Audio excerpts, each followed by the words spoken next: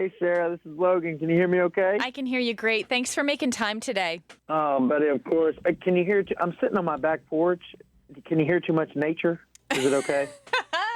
So your back porch, I'm assuming you're in Nashville. I am, yes. Describe to me what you see. Well, I mean, it is not going to be anything nearly as beautiful as what you guys have, but we've got a beautiful Nashville day. I'm looking up into my backyard. My crepe myrtles are blooming. It is overall a very beautiful day, but I'm just glad to have some time here in Nashville. We've been running and gunning, and it's nice to be home. Well, I'm glad that you found a cozy spot on your back porch to chat. I'm going to take about 10 minutes of your time. Is that all right? Of course. Okay, cool. First thing, you've got yourself a brand new nephew. A nephew. That is right. Callaway. And I didn't know this, but your wife is a labor and delivery nurse. And so I hear that she was just coming in clutch during your sister's delivery. It was a perfect scenario because Emily, I've been very careful to say it the way you said it because I think a lot of people, she's been at home full time with my daughter since she's been born. And so it's easy to say she was a labor and delivery nurse, but she still is. I think our hope is that she'll go back to get to do that at some point because she's so passionate about it. But she got a chance to be there through the whole process with Madison, and that was really special for both of them. Tell me what your first thoughts when you held your little nephew. Well, he's handsome, and it's so funny that I think that Taylor and Madison and myself, like, round each other out in such a really nice way, and I'm excited to see how our kids, respectively, my daughter has changed me so much, and so Madison's one of my favorite people in the world. Jared, her husband, the same. But I'm excited to see what their son does to them because I feel like it's going to unlock another facet of their personality that I love, and I get to watch them parent. So it was like while I was holding him, I was kind of still just looking at Madison and Jared and so excited to see like what they become as he grows. And I know that the three of you siblings didn't plan to have, 3 kids within the same year, but I do need to know, like, your mom and dad's reactions as those baby announcements were made, 1, 2, 3.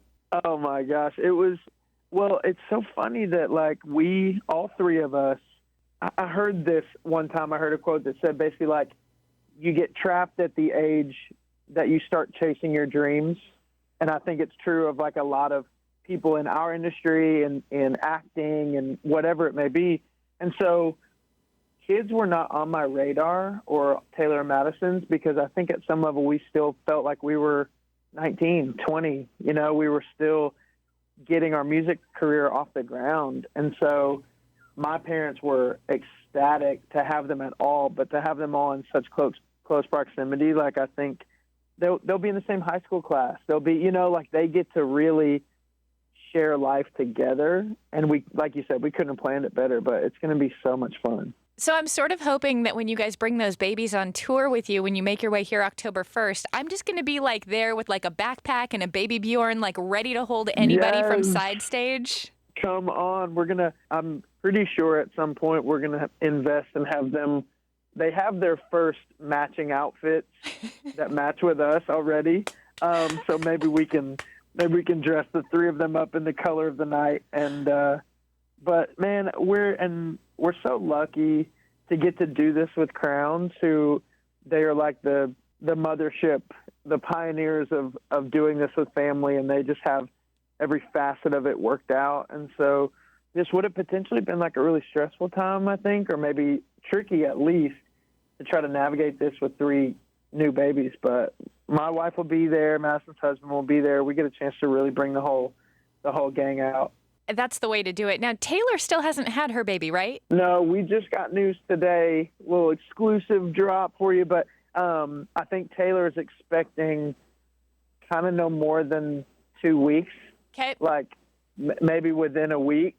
Because we had, I don't know if people follow us on social media at all, Taylor's last show of the summer, she went into preterm labor about 3 weeks ago.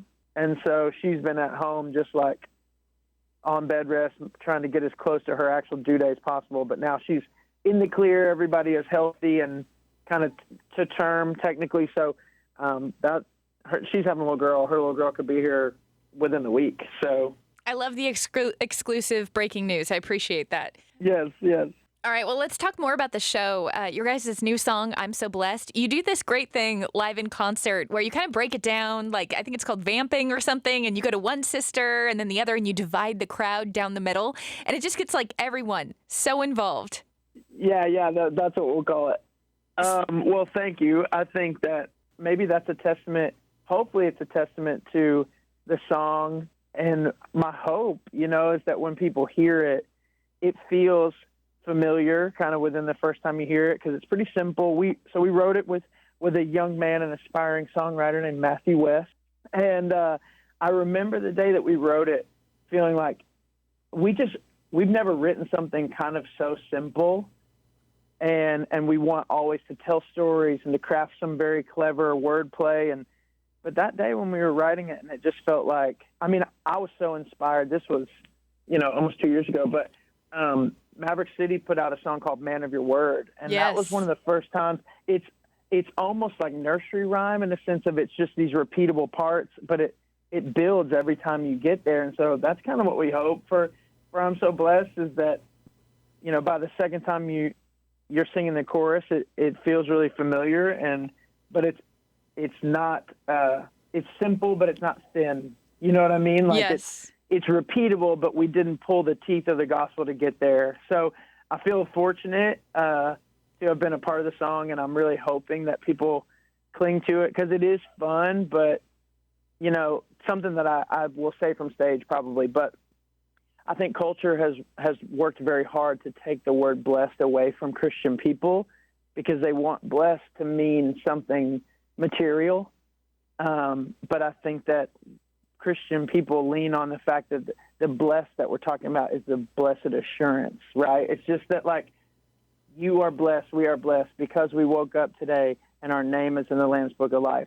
And I think that if we sing that song from that perspective, even if it's fun, even if it's simple and repeatable, that truth, it's like God's faith comes by hearing and hearing and hearing the word of God. So I think that the more we say it over ourselves, the more true we feel that it is. You say, on my best day, I'm a child of God, and on my worst day, I'm a child of God. And so it really just takes the whole circumstances away from it.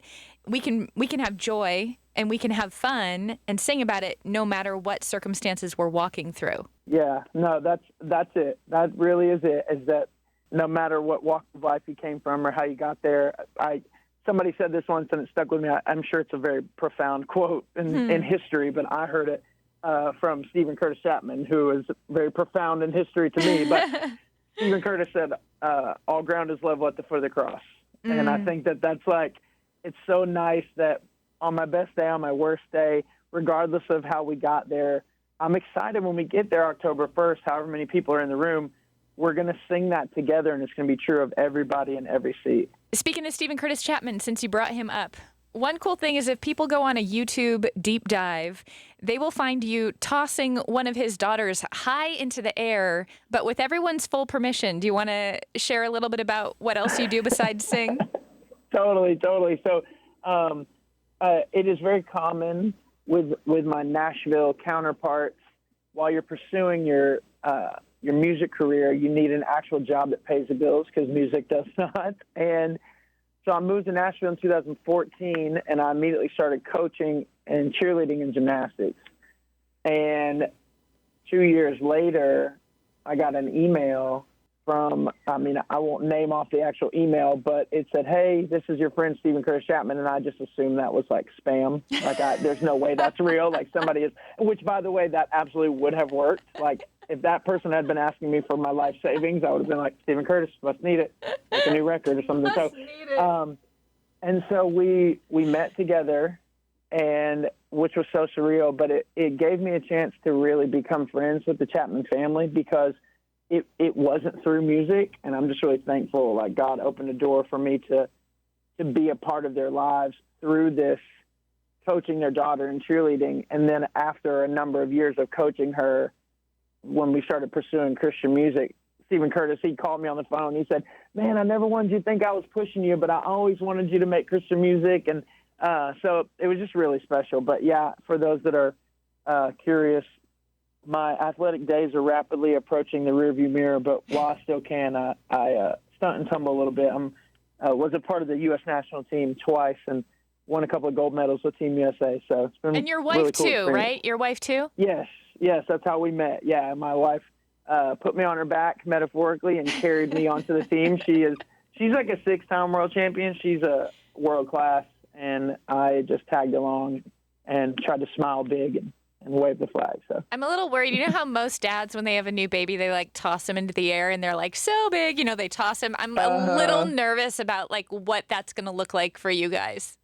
I'm excited. I don't know if I will encourage my daughter to be a cheerleader because the world's hard enough as it is without trying to be a cheerleader. But I definitely am going to throw her around until she's big enough to tell me stop. What else for someone that hasn't been to a Spirit 105.3 concert yet, what else can they expect from your guys' set? I mean, if you know us at all, we'll be playing the songs you know us for. But we also we're putting out a new worship album this fall because the CAIN family, that's how we got our start. And so it's always been big on our heart to make directly vertical corporate worship songs. And when you're a new artist, everything on your record has to be in contention to be a radio single because that's how you operate. But now that we've gotten a chance to settle in, we're making some songs that don't necessarily have big radio aspirations or anything, but are just, from our mouth to the heart of God. And hopefully we'll get a chance to sing some of that together. And so it's going to be fun. We're going to try to make the energy very high. But Crowns has been very gracious to give us enough set length time where we can kind of make an intimate worship moment there. So come with your dancing pants on, but gosh, I hope, I think we believe that our brand or whatever, if you will, like if you associate one word with our music, we hope that it's victory in Jesus. We hope that, if you come and you're laboring through something or someone who is, we're believing for breakthrough. And so, we'd love to see you, and we hope that you go home happy and healthy and ready to charge hell with a water pistol. Charge hell with a water pistol? That's right. We want to, I heard, it's like every time I watch a YouTube video of Tim Tebow, I'm like, you know what? I'm ready. Whatever he wants me to do, I'm ready to go. So I want people to get fired up like that and go out and take on the world.